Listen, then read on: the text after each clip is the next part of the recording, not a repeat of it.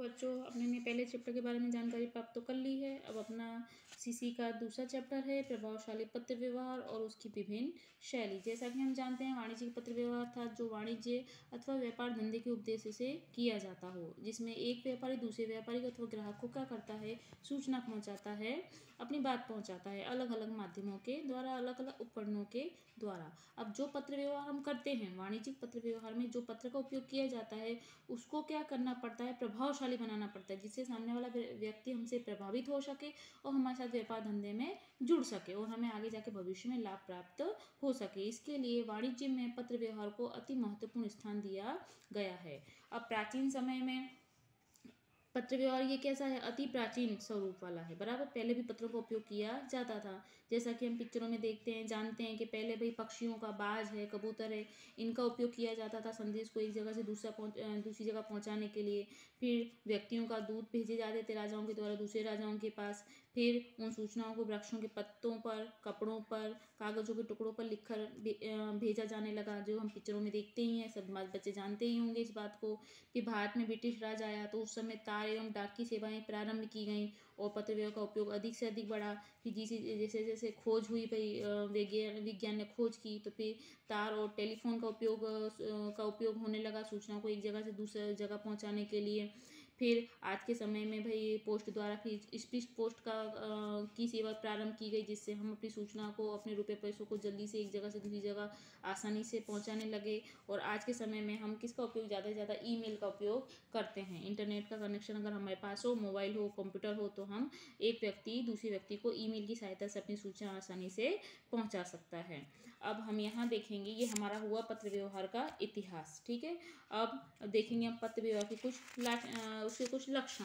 अब यहाँ पर तुमको किताब में दिया गया है कि भाई जो है संदेश व्यवहार ये अति सरल और अच्छी किफ़ायती पद्धति है। पत्र लिखने वाला प्राप्त करने वाला दोनों के लिए उपयोगी है। इसमें स्थान, अंतर, समय की मर्यादा से बाहर होता है भाई, इसका उपयोग हम आसानी से कर सकते हैं। जिस सूचना के लिए पत्र व्यवहार किया गया है उसको आधारभूत सबूत के रूप में संग्रहित करके रखा जा सकता है। सूचना को गोपनीय रखा जा सकता है। फिर भविष्य में जरूरत पड़ने पर उस पत्र का, उस सूचना का उपयोग भी किया जा सकता है, आसानी से भेजा जा सकता है। पत्र लिखने वाला एवं प्राप्त करने वाले को क्या करता है, पत्र एक दूसरे को, पक्षों को जोड़ता है और संस्था की छाप अच्छी खड़ी करता है। बराबर, ये सब क्या है, हमारे कुछ लक्षण हैं।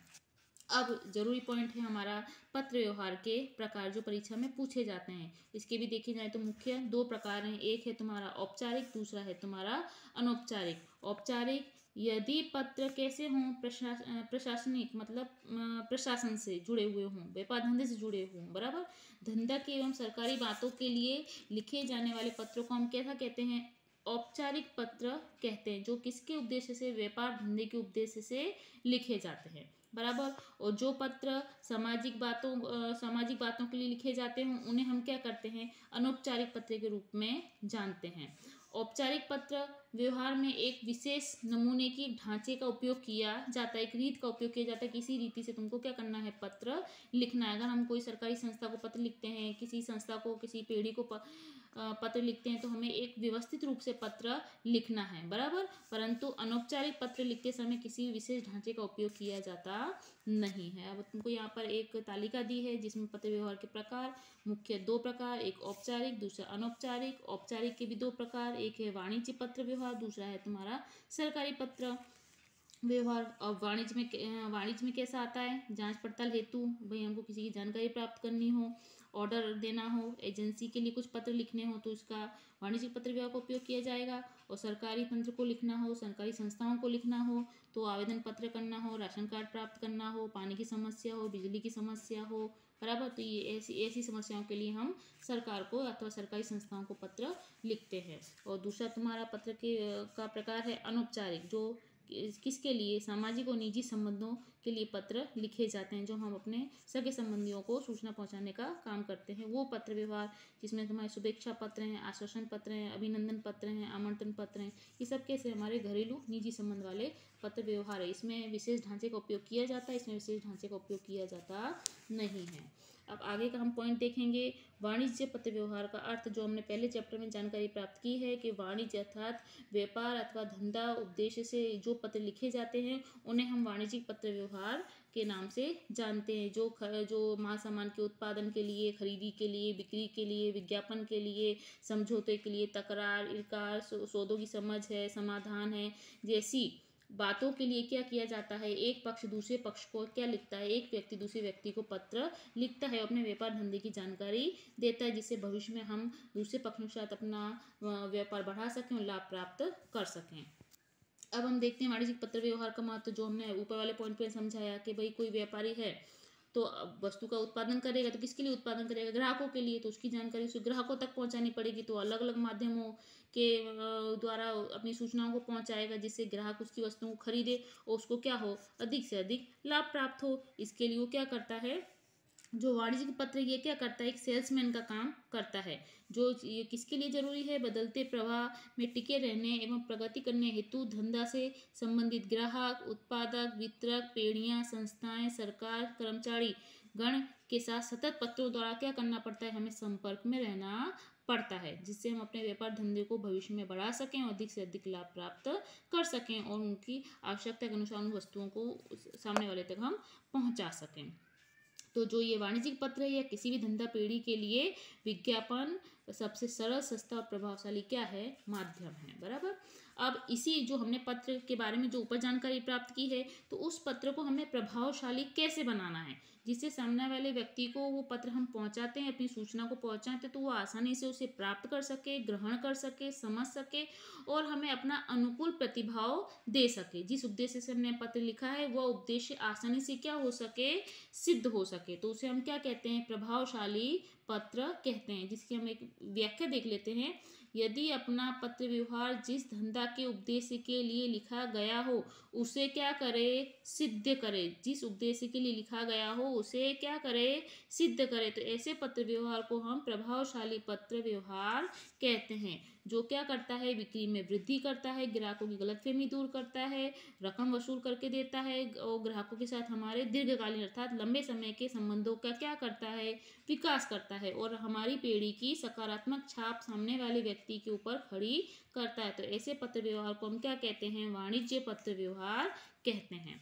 अब इसके हैं कुछ लक्षण हैं, जिसमें पहला है तुम्हारा कि भाई प्रभावशाली पत्र व्यवहार लिखते समय हमें किन किन बातों का ध्यान रखना चाहिए जिससे हम अपने पत्र को प्रभावशाली बना सके। तो उसमें है तुम्हारा पहला स्पष्टता, के पत्र की लिखावट कैसी होनी चाहिए, स्पष्ट होनी चाहिए, जिससे सामने वाला व्यक्ति उसको आसानी से पढ़ सके और समझ सके, बराबर। तो हमारी पत्र की लिखावट कैसी होनी चाहिए, स्पष्ट, योग्य भाषा शैली का उपयोग करते हुए होना चाहिए।